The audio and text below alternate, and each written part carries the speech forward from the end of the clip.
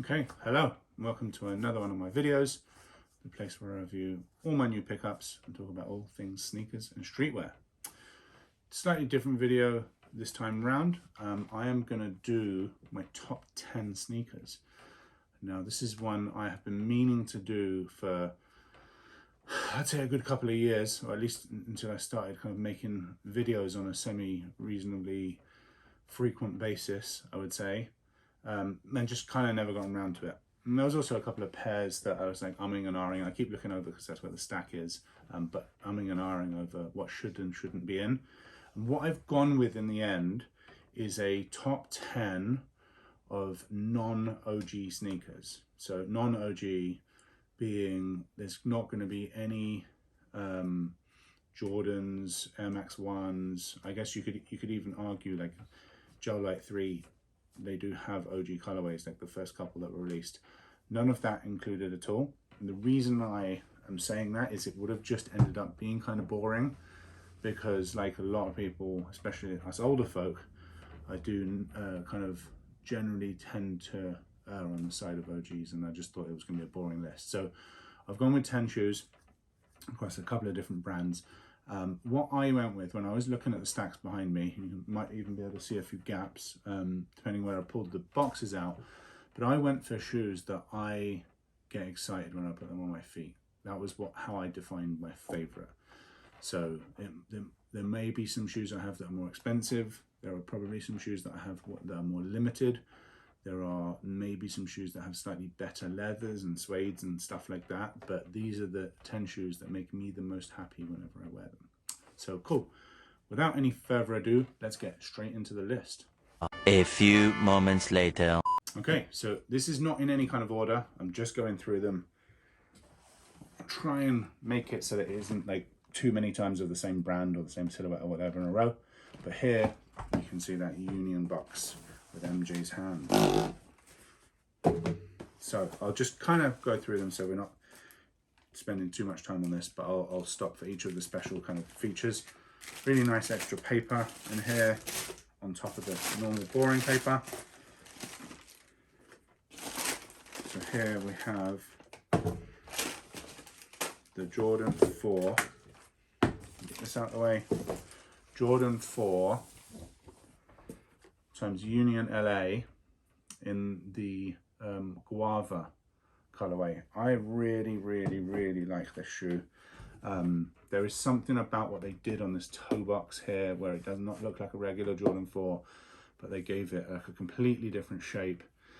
The materials are really good.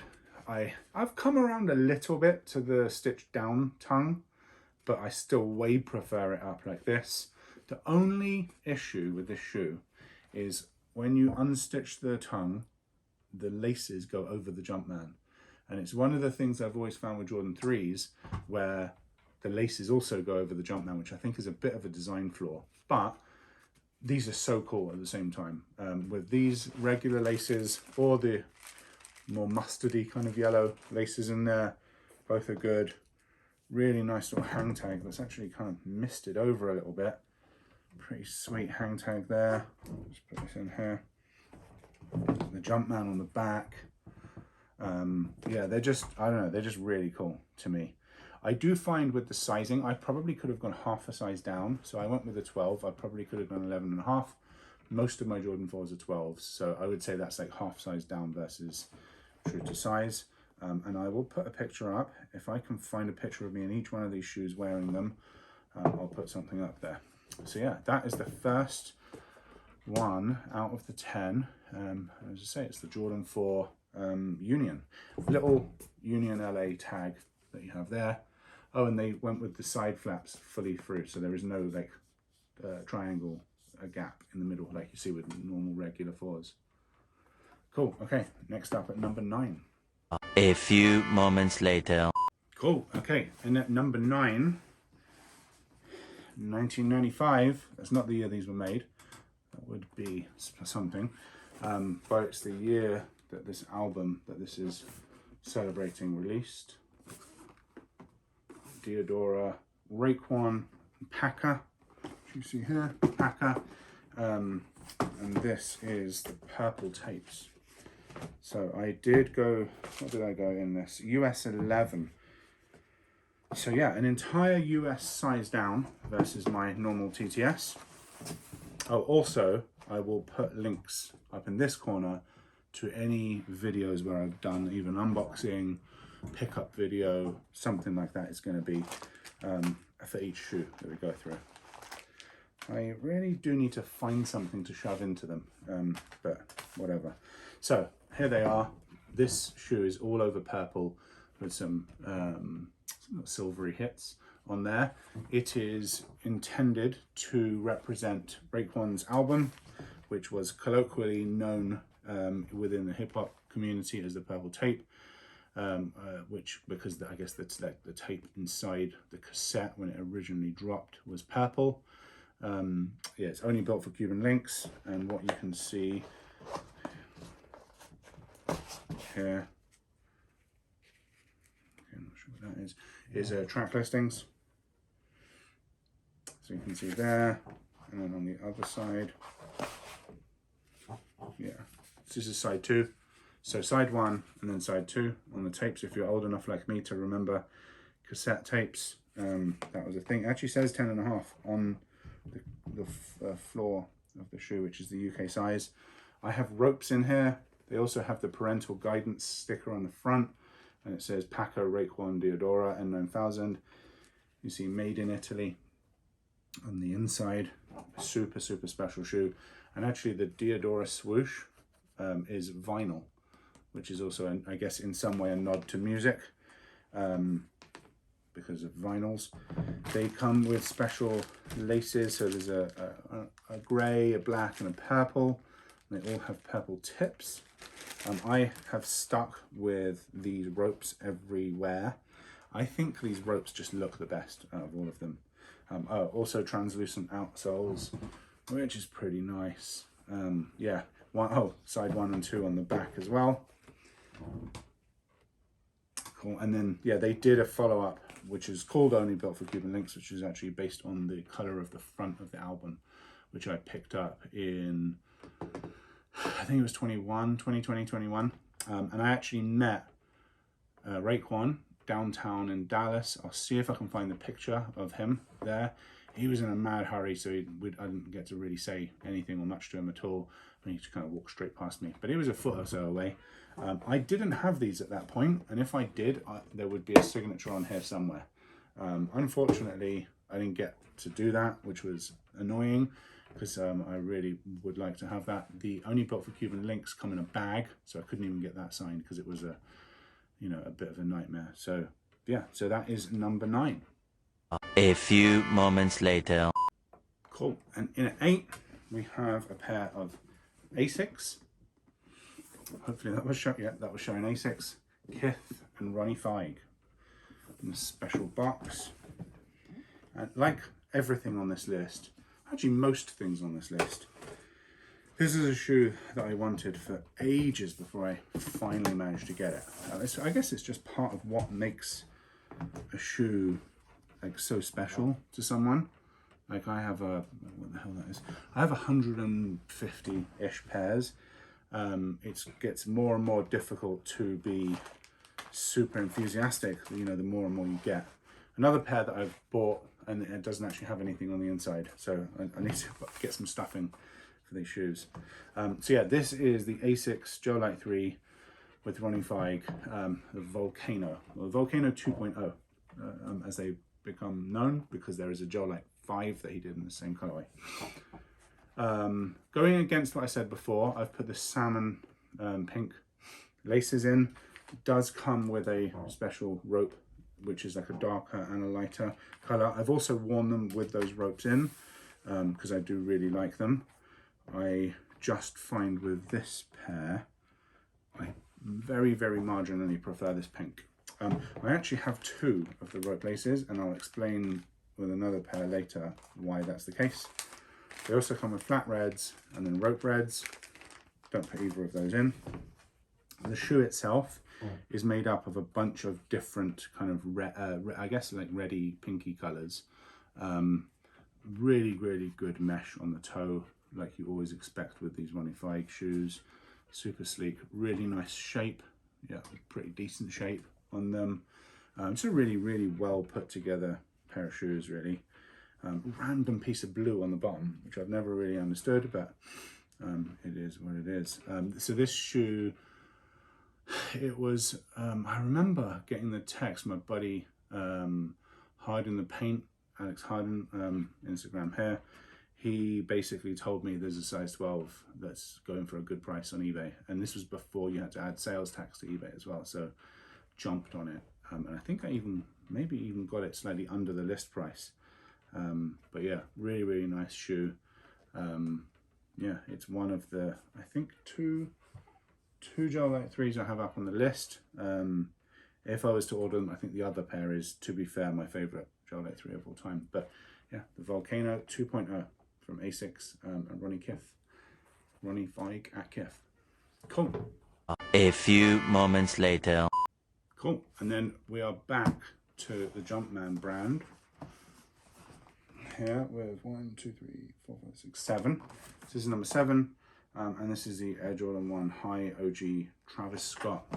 So this shoe, for me, ushered in the most recent era of J's being super difficult to get, really hyped, at the top of everyone's list, essentially. Because prior to this, I think these released in 2019, was one of the first big hype drops that happened after I left the UK. Yeah, so it must have been 2019, around or just after the period when the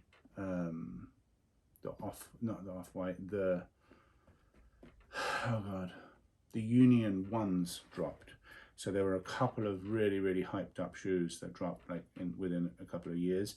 And prior to that, J's were like they are now, which is where almost every colorway was sat in the malls, 25, sometimes even 35 to 45% off, just freely available. Then we went through 2017, 2018, 2019, 21, 22, even last year, 2023, they just completely fell off, and now everything sits, even some of the collabs sit. But this for me was one of the shoes that kind of was towards the beginning, maybe more towards the middle actually of that rise up. But yeah, I actually managed to get 2 pairs for retail, and this is the one I kept. I've worn it multiple times. I sold the other one in one of those kind of like, there's 2 or 3 pairs that I really want that I cannot justify the price of. So get rid of one of these. You've got a lot of money coming in. I'm just going to go ahead and buy whatever it is that you want. Super nice little touches on these. On the back, you have the little Travis logo, which I think is pretty cool. The big oversized backwards swoosh. The fact that this is a pocket is pretty cool. But yeah, they're just a really nice shoe. And I think one of my all-time favorite highs. It was a back and forth between, funnily enough, between these and the turbo greens for the Jordan 1 that I wanted to have in here. I thought about doing some honorable mentions, but in the end I didn't. And only because I just didn't want the video to be too long. But yeah, the turbo green was one of them. And then I realized that actually, yeah, well, I do have a Jordan 3 on here, but I didn't realize I didn't have many, and I always say that it's my favorite shoe, so it didn't really make a huge amount of sense to me. But yeah, this is the 2019 Jordan 1 Travis Scott, the OG, the one that started it all. Cool. A few moments later. Cool. So now in at number 6, we're near the top 5 now. Well, it's not really a top 5 because I'm not doing them in order, but nearly halfway through, I guess is what I mean. So here you have the box, highly addictive. So this shoe, when I was first introduced to Diadoras, probably back in 2017, 2018, Mitesh, I'll put his Instagram up there if I can find it, he was like the main guy that I knew that had a collection going, and I didn't have any. So I was like, kind of knew that it was something I liked and knew it was something I wanted some pairs of, but didn't really know where to start. And I remember looking at how much these went for. and thinking, oh, this is like the grail, this is the really difficult thing to get hold of. And I knew that I loved the look of them regardless of the price, but yeah, they were so difficult to get hold of. And it's the issue is this is such an easy to mess up colorway. Like you wear this on a rainy day and one bad step and this is like the whole shoe's cooked basically. But yeah, this is the Highly Addictive, so it's modeled on, I guess it's like pills. Use with caution, can be highly addictive. I love spare insoles that come with the shoe. So it has those on there. And then the ones that are inside the shoe, it's just the peach and the green that come as part of the colorway. You can see on the outsole, worn them quite a lot.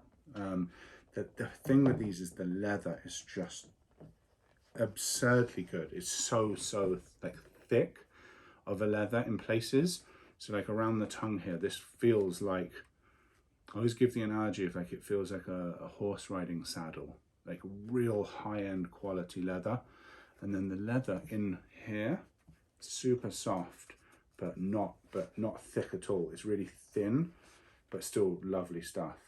And what I just really like that they did with this is the combination of these two colors, this green and this peach, they just go amazingly together. You have made in Italy, designed in Germany on the inside here because it is a few store, which is from Dusseldorf, and then made in Italy, which represents the Diadora side of the collaboration because Diadora is an Italian brand. And then you have some spare laces. I've always kept the white in. They do have like the peach and the green ropes, and actually the end of the laces are meant to look like little pills, which is also quite cool. You also have the dual branding on the tongue, which Diadora loves to do. So Diadora on this side, and then the A Few logo here. And then also on the heels, you have a pill, and then the Diadora, not the Diadora, the A Few logo, again with Highly Addictive on there. So yeah, that is number 6 in the list. A few moments later. Cool, number 5. So, Nike box. One of 2 Air Maxes on this list. And yeah, this shoe for me, whenever I think about back when I was not just starting out collecting, but quite early on in my collecting days, this was the shoe, the drop, the one that was impossible to get hold of, the one that I turned down, I think it was twice retail offers on drop day. It's too expensive, or maybe days before the drop day. And then just like hated that decision afterwards because they were so difficult to get and they were all anyone spoke about in sneakers for 6 months to a year afterwards. So I've gone half a size down in these, so continuing some sizing tips where they're needed. 11.5, these do run big, and it is the MX1 1/97 VF SW. So this is the Sean Wotherspoon, more air. This was the shoe of 2017. Fairly sure it won Sneaker of the Year on all blogs, in all competitions, in all everything. I will never put any of the spare laces in. I think all of them look dreadful in the shoe, if I'm honest. But it does have some spare patches. There's some Nike logos. So you have a little Nike logo. This patch can come off. And there's other ones you can put on. One of them is a wave that is Sean Wotherspoon's logo. And you have on the inside, one of the reasons why you also have to go down half a size is that inside is kind of made of like a velour type material and it slips like crazy. So you have to wear, I found the only socks that hold up in here are Uniqlo no-shows. They're the best no-shows that anyone sells on the internet. Shouts to Seb Tobar, who told me about them. And it's the only no-shows I've worn since that conversation, like years and years and years ago. But they're the only shoes that hold up. Otherwise, they just slip into the shoe and the entire sock ends up like down here. Therefore, the having them even remotely oversized, there's more space for that slippage to keep happening, and it will drive you bonkers. This is an Air Max 97 on top of an Air Max 1 sole, which is like the big selling point, other than the colorway, which I think is beautiful. I'll put a picture up here of his Caravan, which is his, I think the Caravan is designed on the shoe, but I think like it's more of a selling point to describe it the other way around, but it is what it is. I actually spilt curry on these in work. They did like a special like work lunch in 2019 or 2020, and I spilt curry all down the side. You cannot see it now because I spent the best part of half a day cleaning them because they're such a prized possession. Yeah, you can't see it. I don't even know which shoe I spilt the curry on, but it's a funny story either way. Yeah, this is the tongue tag with the Sean Wotherspoon logo on there, which is just a wave. And then you have the end of the laces. One is gold and one is silver, which I think is quite cool. But yeah, I think this was one of the competition I don't think they do anymore, where they get a bunch of people to put a design in, and the one that wins they make. They did it as a follow-up year, which was the Tokyo Maze, which I'll put a picture of up here, which is a nice shoe I owned for a while. I realized it's the black midsole effect. I was just not going to wear them. I bought them when my MX1 collection was much bigger, but it was basically just full of kind of fairly plain bog standard GRs. Since I've sold most of them, and I've just really focused on the MX1s that I really love, which is, in fairness, what I try to do with all silhouettes. I'd much rather have quality over quantity. I always say the best is having quantity of quality, but if you have to go with one or the other, I'd rather have fewer pairs but that are more special to me. That's why I never double up, because I just can't justify a shoe that sits there collecting dust versus the next thing on my list. So cool, that is the Air Max 1 97 Sean Wotherspoon. A few moments later. Okay, and then at number 4, back with Asics again. And this is my favorite Asic ever made. Again, Gel-Lyte 3.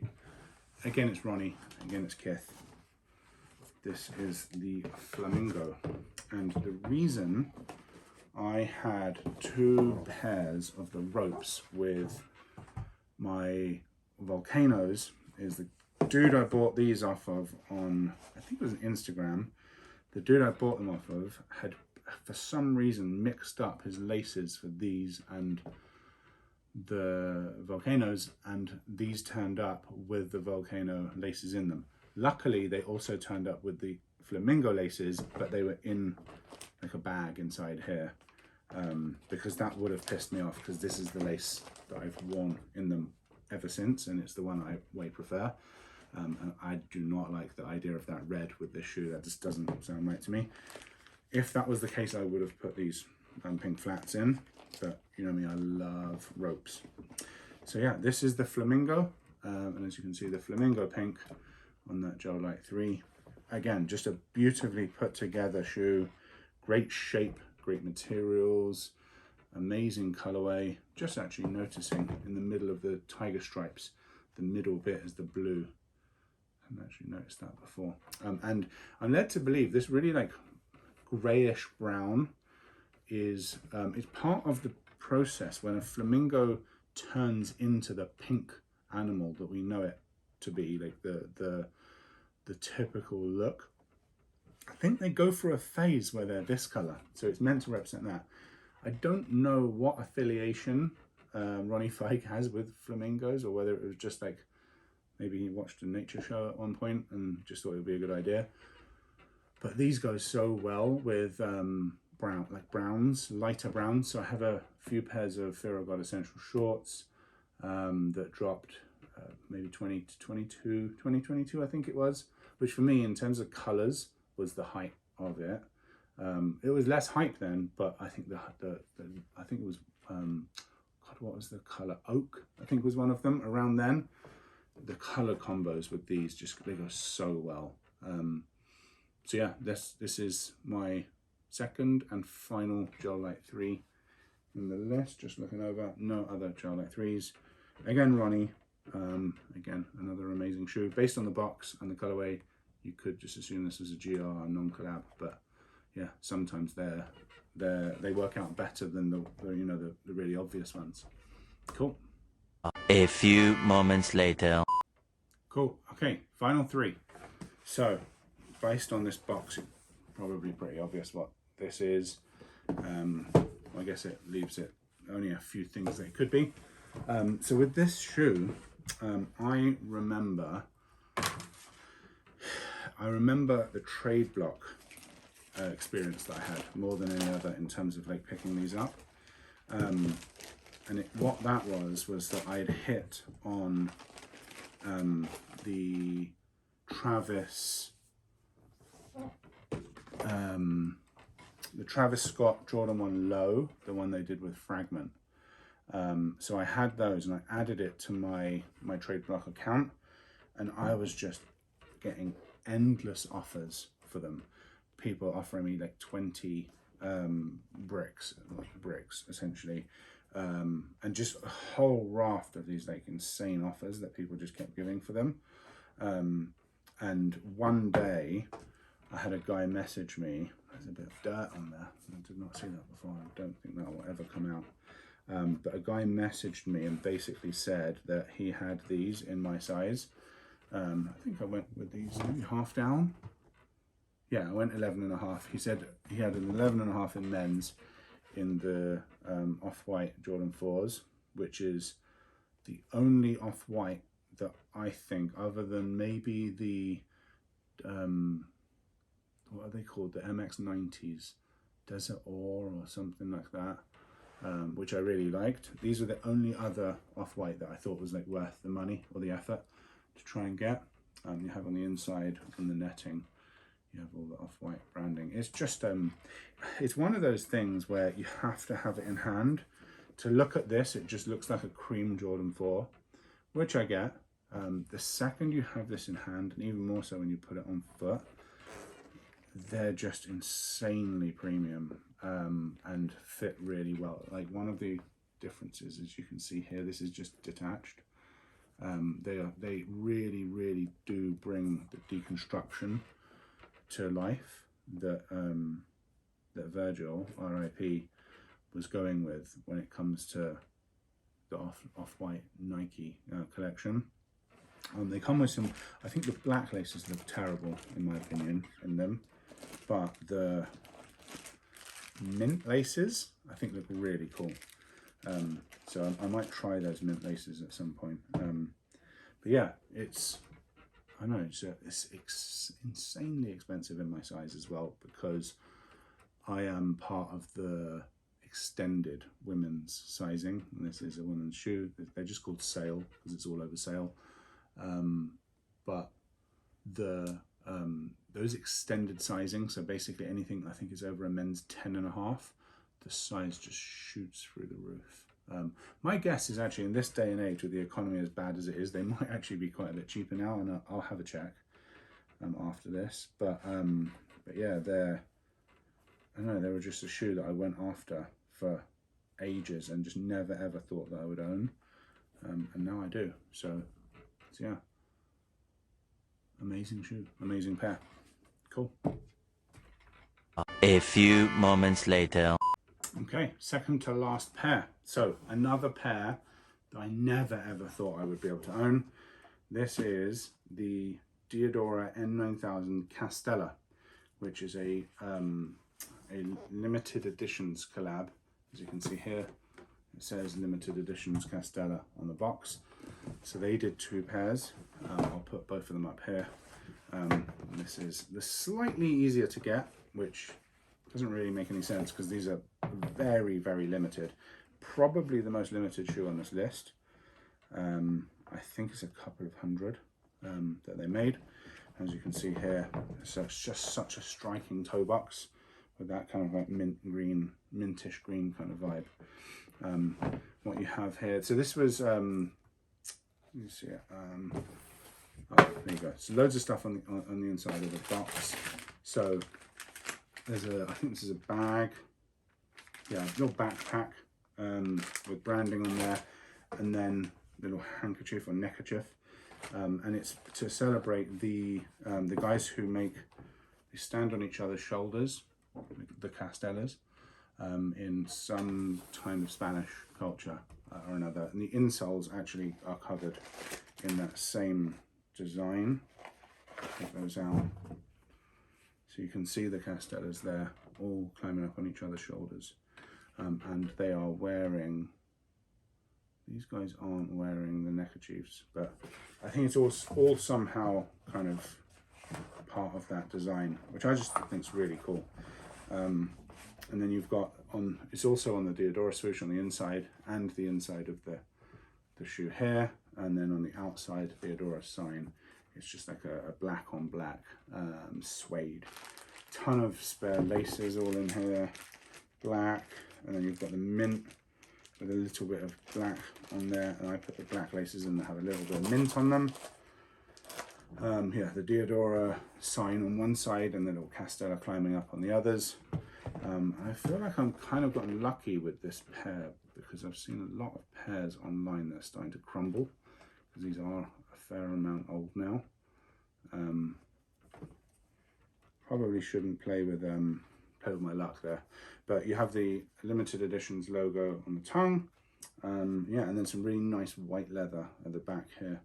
So I feel like when these do go, I may get them resold, I think, because they're never going to redo this shoe ever again. And having these with just like a GR Diodora sole that just gets painted will be pretty cool.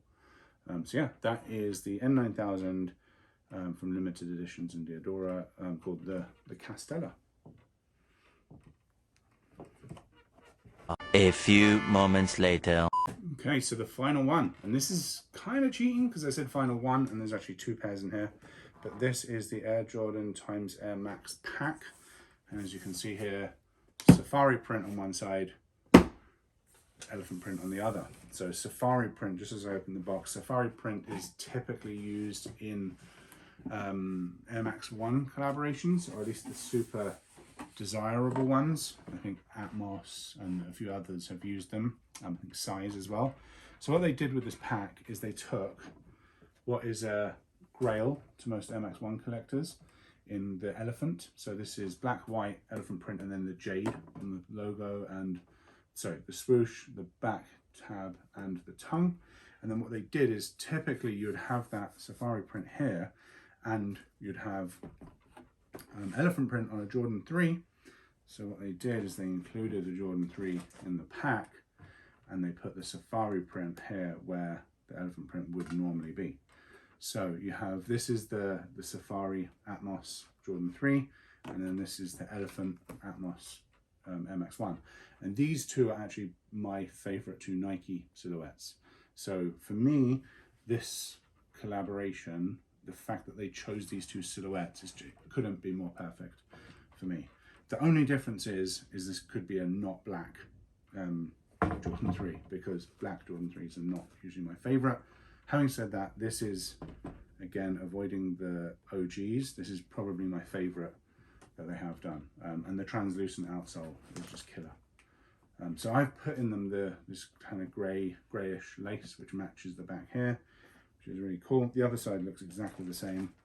I'll pull this out. The back tab is getting a bit of that weird whiteness on it. Well, that's all about black laces, which come with them. And then on here you have teal or jade laces, spare laces. And the only thing that differentiates this from the one that actually went on sale is you have the Jumpman at the bottom there. Yeah, and they also have a pair of white laces in there as well. But and also elephant print on the tip of the lace. So yeah, that's the two pairs, and that kind of brings the collection of 10 together. I think that is quite a varied list, and obviously I think it's a good list because they're my favorite pairs. So yeah, like always, if you've got some thoughts on my list, any ideas, your favorite pairs, hit me up in the comments. I always respond to everything. But yeah, hopefully you enjoyed watching that video. I really enjoyed making it. That's it from me. Over and out.